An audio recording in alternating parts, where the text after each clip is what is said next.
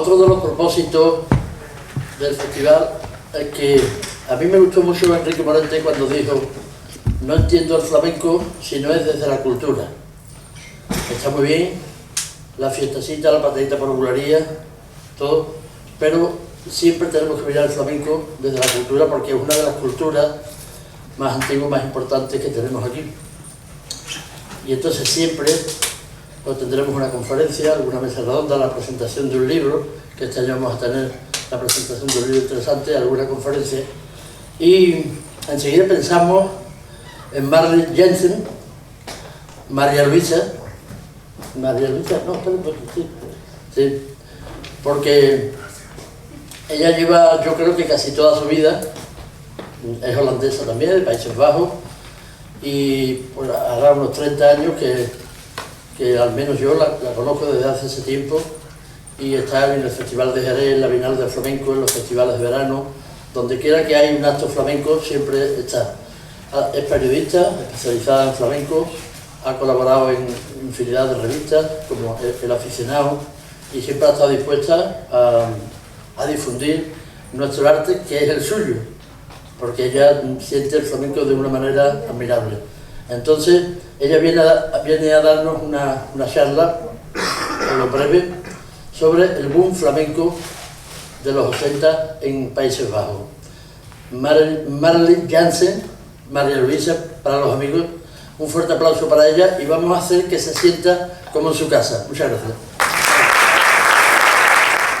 Señoras y señores, buenas noches a todos. Para mí es un gran honor estar aquí. Disculpen que les leo mi texto. Es la primera vez que doy una charla en español, y aunque me encanta vuestro idioma, todavía me cuesta hablarlo bien. El hecho de que yo esté aquí es porque en los años 80 en mi país ocurrió algo que yo suelo llamar un boom flamenco. Yo descubrí el flamenco en el año 1985, cuando tenía 20 años, y eso cambió mi vida. Y yo no fui la única. No digo que antes nunca se hubiera oído del flamenco en Holanda. Empezamos con un poco de historia. Los holandeses siempre han sido viajeros y aprovechaban sus viajes para disfrutar de las cosas que les eran prohibidas o desaprobadas en su propio país. Ya en 1517, un tal Vital describió los bailes de unas mujeres en frente del palacio de Carlos V, tocando panderetas y con sus faldas volando así que se veían las rodillas. Por supuesto, esos bailes no tenían que ver con el flamenco. Eso empezó en el siglo XIX. Del flamenco auténtico nos hablan los testimonios de los viajeros románticos holandeses, escritores y pintores en búsqueda de lo exótico en el sur de España, sobre todo los toros y los bailes gitanos. Les quiero nombrar 3 de ellos. Para empezar, aquí lo tenemos, el escritor Marcellus Aemons, que en 1886 publicó su libro Uit Spanje, de España, sobre un viaje de 8 meses por nuestro país. En Sevilla se fue a la feria, y en Granada vio a los gitanos de Sacromonte, que después de ser parados, cantaron una canción rara y estridente y bailaron con pataleo nervioso y curvaturas lascivas. Para no correr el riesgo de una experiencia similar en Málaga, allí no va al caso del cantante, sino a un salón donde una cantadora mucho más civilizada canta malagueñas y pitaneras sin que fluya ni una gota de alcohol.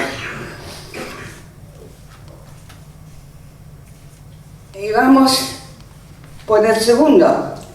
Es el pintor y escritor Jacques van Looy, que viajó a Madrid para estudiar los cuadros en el Prado. Nos dejó una descripción de una noche flamenco en la casa de huéspedes donde vivía, cuyos dueños eran andaluces. Y además hizo un dibujo y escribió la partitura de lo que él pensaba que era un tango. Se equivocó. Si miras la partitura, si lees música, puedes ver que es la petanera.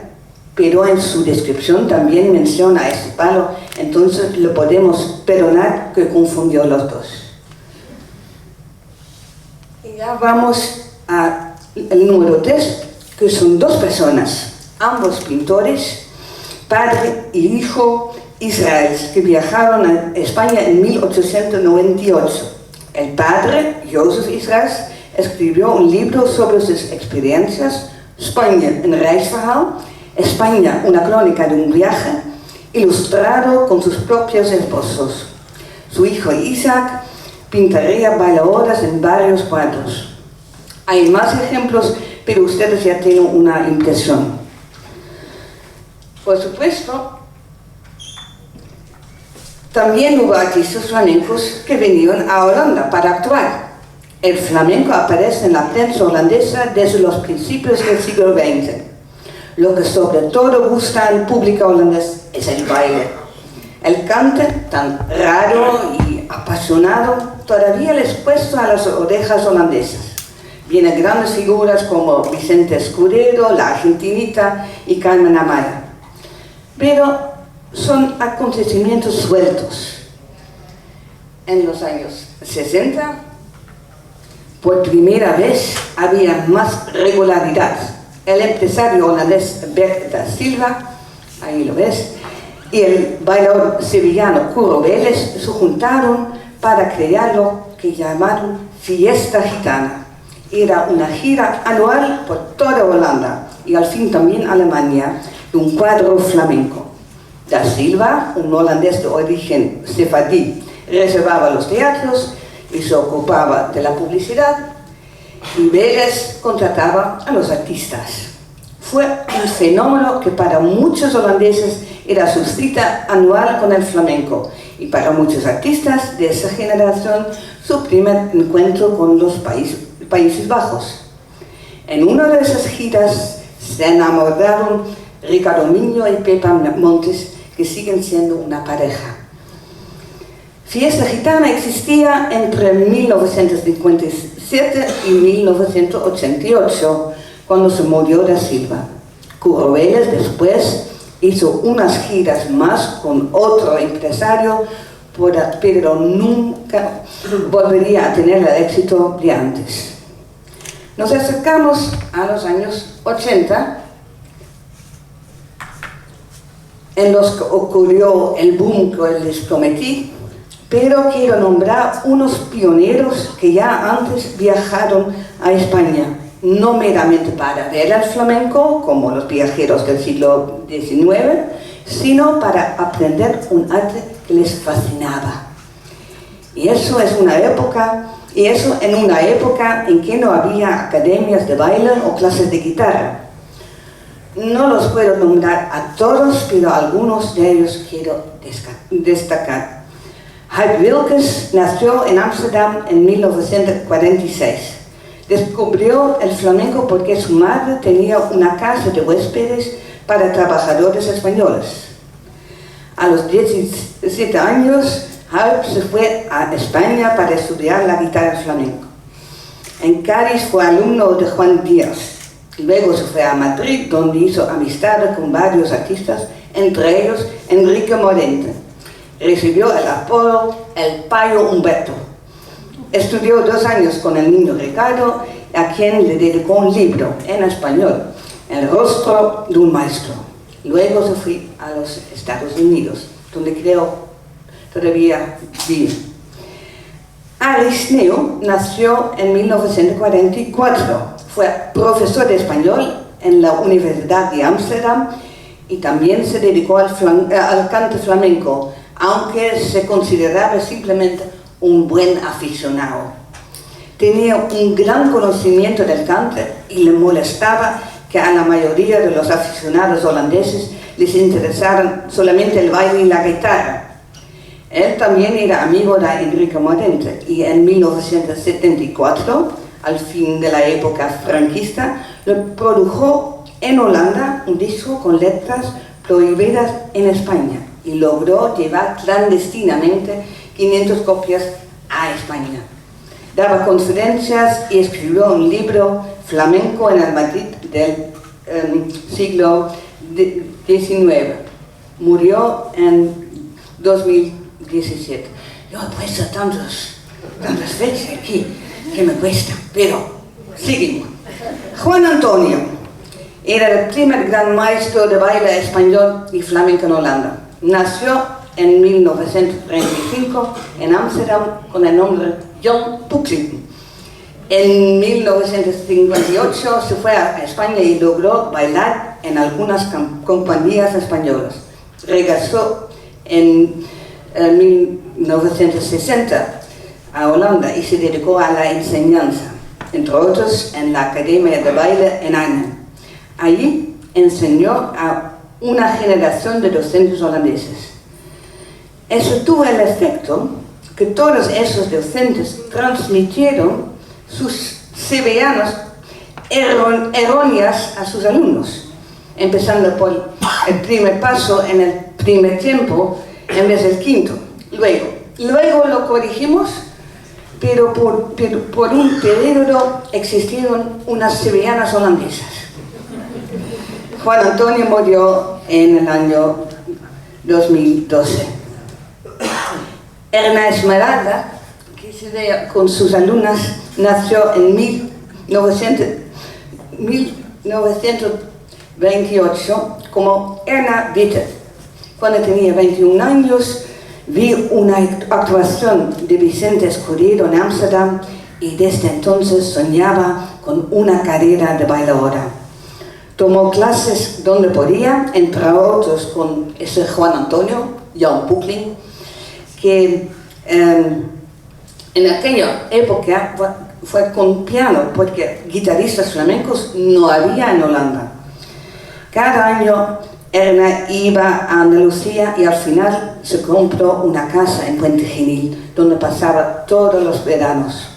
En Eindhoven fundó su propia escuela flamenca.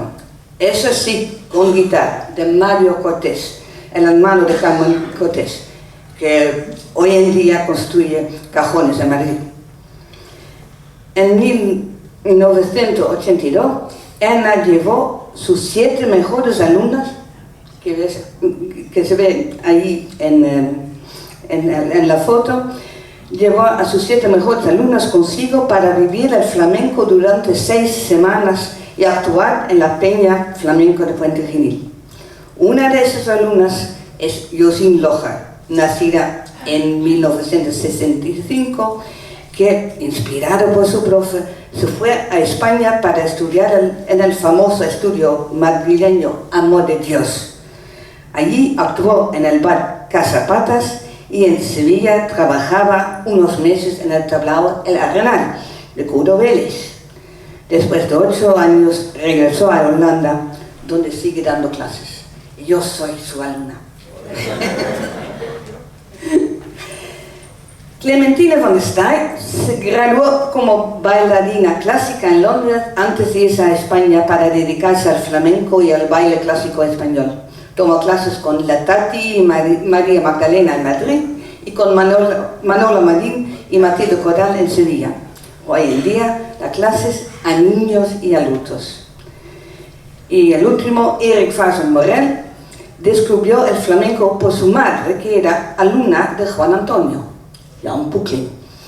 Se fue a España cuando tenía 19 años, entonces no la madre, sino Erik, y tuvo la suerte de poder vivir unos meses en el piso de arriba de la carbonería, aquí en Sevilla. Es el guitarrista flamenco holandés más conocido fuera del círculo flamenco, porque si una vez te han visto en la tele, siempre surge tu nombre cuando necesitan a otro guitarrista flamenco. Pero hay más en su generación que podrían nombrar, como Gerard Posma y Ruud Stop y más, pero no quiero halagarme demasiado. Porque con los últimos 3 artistas que he nombrado ya hemos llegado a los años 80. A ellos los llamo pioneros porque tuvieron que irse a España a buscarse su educación en un paisaje flamenco apenas organizado. Entonces no había academias, sino maestros sueltos dispuestos a enseñar su arte a un precio convenido. Pero algo estaba por cambiar, porque en esa década de los 80 se juntaron algunos fenómenos que crearon un ambiente en que el flamenco finalmente podía arraigar en el suelo holandés. El primero era la película Carmen, de Carlos Saura y Antonia Gades, del año 1983, que fue un gran éxito en mi país. Las chicas corrían a las clases de baile flamenco porque querían ser como la seductora Carmen. Otro hito fueron los Gypsy Kings, que con sus rumbas, bamboleo y jovi-jova conquistaron a nuestro país. Ya en los años 70 los holandeses habían conocido la rumba catalana cuando los turistas en la Costa Brava escuchaban al bodequito de Peret. Y luego el éxito mundial de Entre dos aguas de Paco Lucía también llegó a los Países Bajos. Pero no fue nada en comparación con esos gitanos de la Camargue en el sur de Francia. Las rumbas de los Gypsy Kings se bailaban en todas las discotecas. Ustedes saben que las rumbas catalanas no son flamenco puro, pero en nosotros holandeses despertó un deseo de explorar una música vivaz y apasionada. Y así el flamenquito puede servir como puerta de entrada a ese dominio desconocido que es el flamenco verdadero. Como me dijo el guitarrista Tomatito una vez en una entrevista, quien empieza a escuchar a los Gypsy Kings y tiene un interés verdadero, al final llega a escuchar a Manuel Torres. Ok. Algo muy importante ocurrió en 1985 y el culpable, sin saberlo, era Vicente Amigo. En 1983, cuando tenía 16 años, unos amigos suyos, guitarristas holandeses, le llevaron a Holanda, donde actuó en varios sitios, hasta en la televisión nacional. El guitarrista Gerard Posma me contó que tuvo una actuación con otros artistas holandeses en un pequeño teatro y el organizador le indicó a un chaval que estaba tocando su guitarra detrás de una puerta de cristal: ese chico va a ser vuestro acto de apertura, ¿vale? Gerard consintió, pero cuando abrió la puerta y oyó cómo tocaba, se dirigió al organizador y dijo: creo que sería mejor que nosotros abramos para él.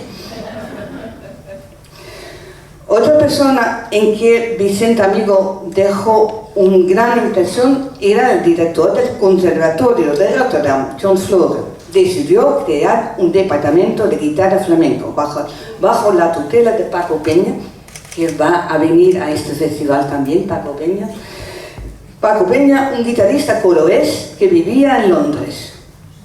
El ejecutivo del departamento lo formaron los guitarristas Hans van Gogh y Ricardo Mendeville, el último un chileno exiliado, y Paco Peña venía una vez al mes a Rotterdam para ayudar a los alumnos a perfeccionar su técnica y aprender el repertorio flamenco. Fue algo revolucionario. En España todavía no había ningún conservatorio en el que se pudiera estudiar la guitarra flamenca. Y entonces venían guitarristas de toda Europa a Rotterdam, hasta desde España. Quizás estos más por obtener un diploma que por aprender. De este conservatorio han salido guitarristas con una técnica excelente. Solamente les faltaba conocimiento profundo del cante, porque los pocos cantadores que había y que hay en Holanda tienen un repertorio limitado. Entonces yo solía aconsejar a todos los graduados de seguir su formación en España, trasnochando con los flamencos de aquí. No me daba cuenta de que os ibais a quedar con los mejores, como Tina Wandersman y Jus Víquez, ahí en la foto central, y Gaspar Holanda, que va a tocar hoy, que ya se han andaluzado y no quieren volver a Holanda.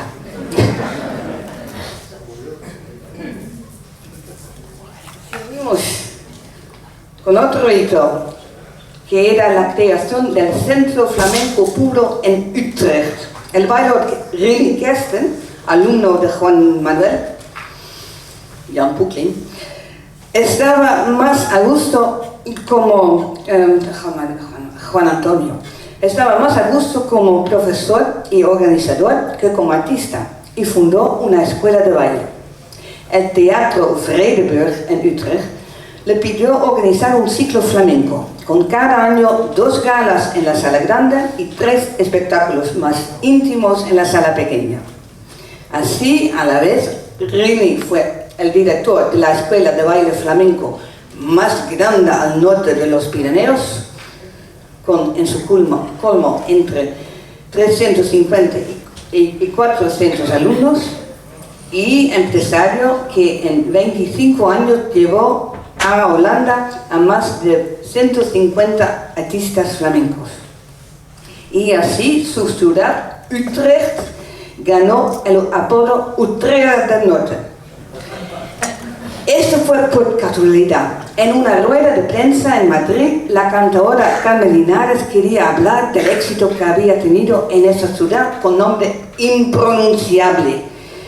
Y cuando su intento Utrecht no despertó ninguna reacción en los reporteros presentes, dijo: entonces Utrecht del Norte. Rini Kersten dependía sobre todo de 2 personas en Madrid que le ayudaban a seleccionar artistas para sus espectáculos: Miguel Espín, el marido de Carmen Linares, y el guitarrista Paco Cruz, que por eso era uno de los artistas que más tocaba en Utrecht.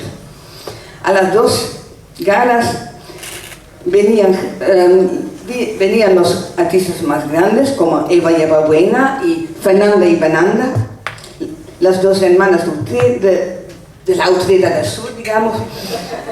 Habían llegado en tren porque no querían volar. Las 3 actuaciones en la sala pequeña se titulaban Noche de Cante, Noche de Baile y Noche de la Guitarra, para enfocarse cada una en una disciplina.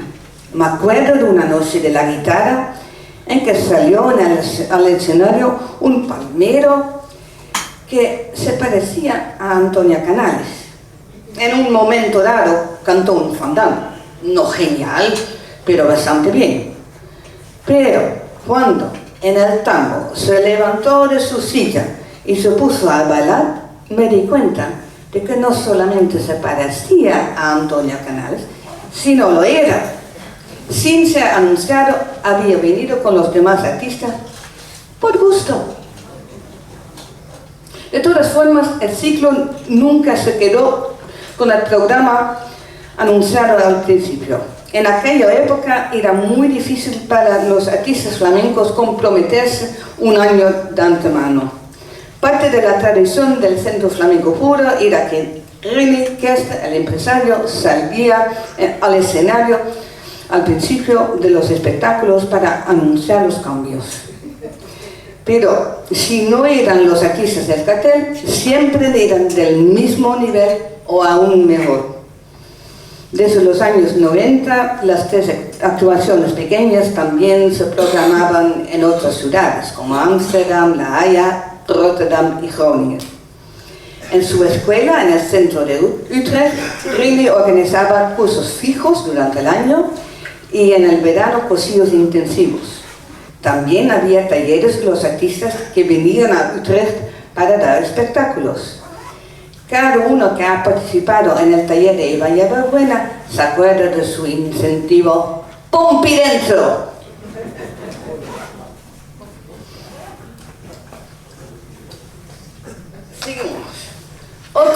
iniciativa que quiero destacar es la Fundación Terremoto. No fue nombrado por el gran cantor jerezano, sino por el sonido de una clase de baile haciendo zapateo. Su fundadora y su fuerza motriz era y sigue siendo María Spans. Spans quiere decir español en holandés, entonces quizás por su apellido ha tenido ese interés por el flamenco, no sé. Pero tiene un apellido que muy bien para lo que hace. María Spans, pintora y gran aficionada, que nunca se hizo profesional, pero se dedica al baile y al cante, pero sobre todo a promover el flamenco en Ámsterdam y su alrededor. Todo empezó con la idea de organizar una presentación de fin de año con los profesores de baile de la zona y sus alumnos todos juntos.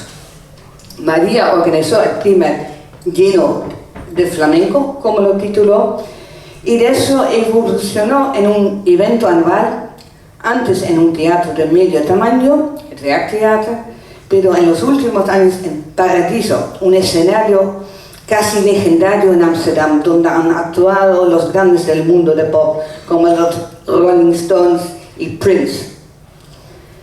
El momento colmo de cada lleno de flamenco era el baile de la clase para hombres de la profesora Vida Padal. Ver a un hombre holandés bailando es algo raro. Ver a Jess es un milagro.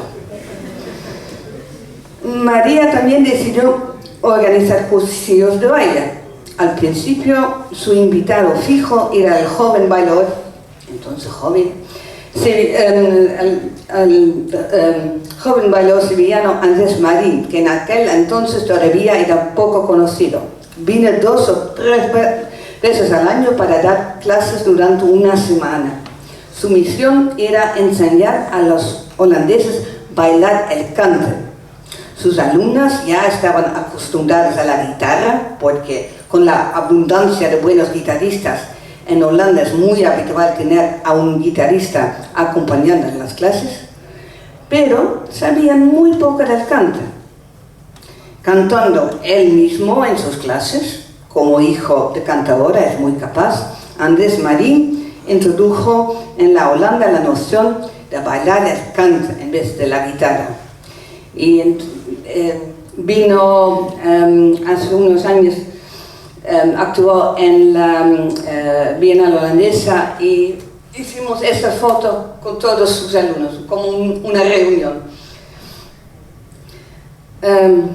Otra aportación de María Spans y su Fundación Terremoto fue una página web y un boletín electrónico en que informa sus suscriptores no solo de las actividades de la Fundación, sino también de lo que pasa en el campo del flamenco en Ámsterdam y su alrededor.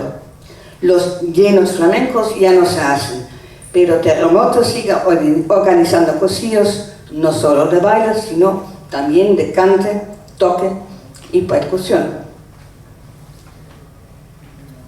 Si ustedes me permiten alargar los 80 un poquillo, incluir el principio de los 90, les puedo contar sobre otro acontecimiento en que tenía parte yo misma.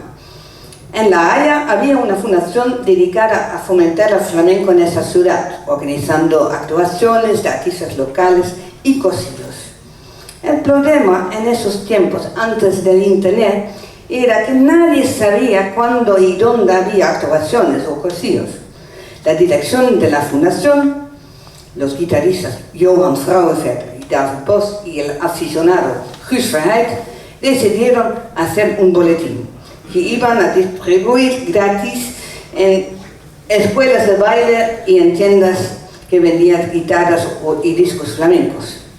Titulado Aficionado, empezó como un simple boletín gratis de 8 páginas, pero rápidamente evolucionó en una revista con suscriptores, con artículos y entrevistas, reseñas de discos, traducciones de letras flamencas y, lo más importante, una agenda cada vez más larga. Yo me hice miembro de la redacción en 1995, meramente para corregirles los errores de ortografía, que no eran pocos. Pero mis 3 colegas confesaron no saber nada del baile y me suplicaron que yo, siendo bailaora, escribiese algún artículo sobre el baile. ¿Bailaora? ¿Yo? Iba a mis clases de baile con gusto, pero eso no te convierte en bailaora, aún menos en experta de baile.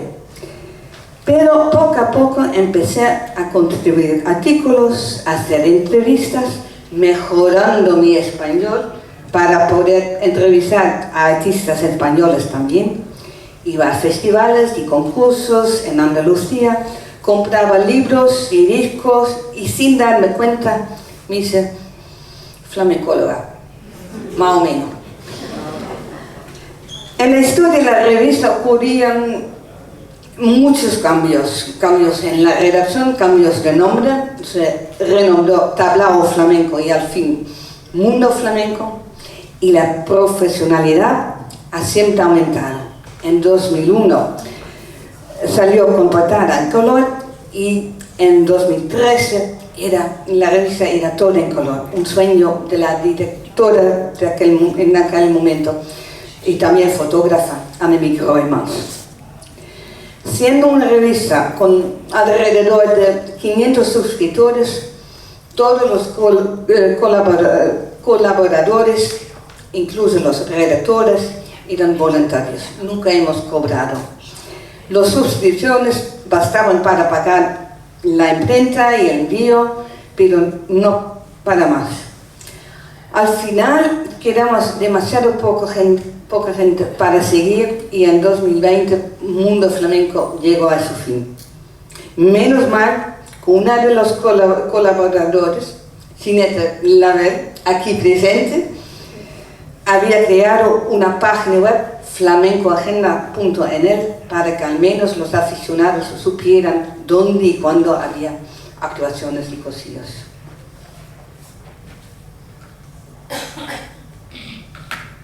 Si me queda tiempo, quiero mencionar a 3 restaurantes con ambiente flamenco. Lo mejor era Casa Sánchez, en Utrecht, Utrecht del Norte, ya sabéis, que había empezado clandestinamente y quizás por eso siempre era un poco escondido y modesto, con mesas largas en las que te ponían si había sitio. En Holanda casi no hay restaurantes en que la cocina no cierre a las 10 o antes, pero Casa Sánchez abría la puerta a los flamencos que querían comer después de sus espectáculos. Y si resultaba en una juerga, aún mejor. Cuando se murió el dueño y se acabó Casa Sánchez, el restaurante El L se volvió en el nuevo lugar de encuentro para los flamencos de Utrecht. Estaba en un sótano con bóveda que lo hizo parecer una cueva de Sacromonte. En el sótano al lado había un estudio de baile que también servía como escenario para actuaciones. Desafortunadamente, el L no sobrevivió a la pandemia. En Ámsterdam, el Café Duende abrió sus puertas en 1992, un bar de tapas con estudio de baile en la sala de atrás, en que había actuaciones los fines de semana. Quizás porque los dueños son holandeses, pero el Café Duende nunca ha captado la flamencura de los otros dos. El estudio de baile se convirtió en otro comedor por ser más lucrativo. Y, María, tú sabes, cuando una vez llegamos con unos artistas sevillanos a las 11 para hacer una juerga, la cocina resultó cerradísima. Ni un trozo de pan, ni una aceituna nos podían servir. Entonces nos fuimos a Casa Sánchez, donde sí nos quisieron alimentar. ¿Verdad, no?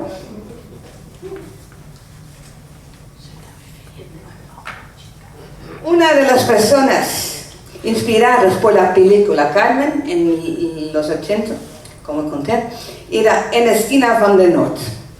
Decidió que los Países Bajos necesitaban su propia Bienal Flamenco y que ella la iba a organizar. Por casualidad, Martin Rovers, el programador del Teatro Rasa, especializado en música del mundo, tenía el mismo sueño. Aunaron fuerzas y así en 2006 se celebró la primera Bienal de Flamenco de los Países Bajos en Ámsterdam y Utrecht. Fue un éxito inmediato y en los años siguientes iba creciendo. Como directora artística del festival, Ernestina pone su sello, mostrando su predilección por flamenco fusión y vanguardista, con artistas como Rocío Molina y Israel Galván, pero siempre queda sitio en la programación para el flamenco puro. El año pasado el festival llegó a su 10ª edición, incluyendo a más ciudades holandesas como Rotterdam, La Haya y Arnhem. Llegamos al fin, llegamos al presente. Ya hemos llegado al presente y nos podemos preguntar qué queda de ese boom flamenco de los 80. El Centro Flamenco Puro se acabó, ambas la escuela y la agencia. Fuera de la Bienal Flamenca de Holanda, los grandes teatros programan muy poco flamenco. De los teatros pequeños que se dedicaban a las músicas del mundo, después de varios recortes y la pandemia, quedan muy pocos. La revista, como dije, se acabó en 2020. En 2024, después de 29 años, se cerró el departamento de guitarra flamenco del Conservatorio de Rotterdam. Pero no seamos pesimistas. Hoy en día, los grandes conservatorios de Andalucía, casi todos enseñan la guitarra flamenca, quizás inspirados por el ejemplo holandés. Y quizás son sitios más idóneos, porque puedes salir a la calle y encontrar el cante de cuerda que, como dijo el maestro Paco Lucía, es tan importante para hacer buen tocador. La generación que fue contaminado por el virus flamenco en los 80 está envejeciendo, como se pudo ver en la foto de Andrés Marín y sus alumnas, la foto de antes. Pero sigue practicando y celebrando su arte. Hay peñas en Utrecht y Ámsterdam donde se reúnen para tocar y bailar y sí cantar, porque ya se atreven. Más en coros que en solitario. Existen 2 coros de fandangos que hasta han actuado en una peña en Huelva. Vienen maestros de España para dar talleres y masterclasses. Como ahí se ve Tomatito con sus alumnos. El exdirector de la revista Aficionado, Johan Frauenfelder, hoy en día tiene un grupo de rajas, que quiere decir las garzas, que canta flamenco y canciones aflamencadas en el dialecto de su ciudad, La Haya, y con ese repertorio llena teatros. Y cada 2 años la Bienal Flamenco de Holanda lleva a la vanguardia del flamenco a los grandes teatros. El Festival de Jerez cada año acoge una gran delegación holandesa que llena los estudios de baile y las butacas del teatro. Entonces, el flamenco ha arraigado en los Países Bajos, gracias a las giras de fiesta gitana, gracias a los pioneros, pero sobre todo gracias a ese boom flamenco en los 80 que me cambió la vida a mí y a muchos más holandeses que sin ser andaluces ya no nos sentimos guiris, sino unos flamencos más. Y como comentó mi amiga Elena, que me corrigió ese texto, gracias Elena, ahora el flamenco holandés viene a Palomares, eso de verdad lo podemos llamar flamenco de ida y vuelta. Les agradezco su atención y si tienen preguntas, estoy a su disposición.